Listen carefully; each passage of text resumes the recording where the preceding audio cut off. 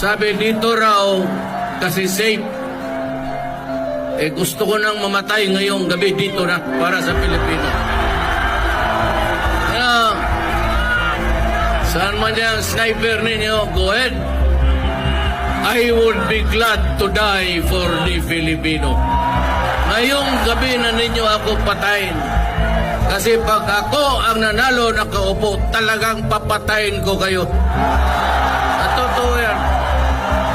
Walang halong biro yan. Talagang yayariin ko kayo sa paghirap ninyo sa Pilipino.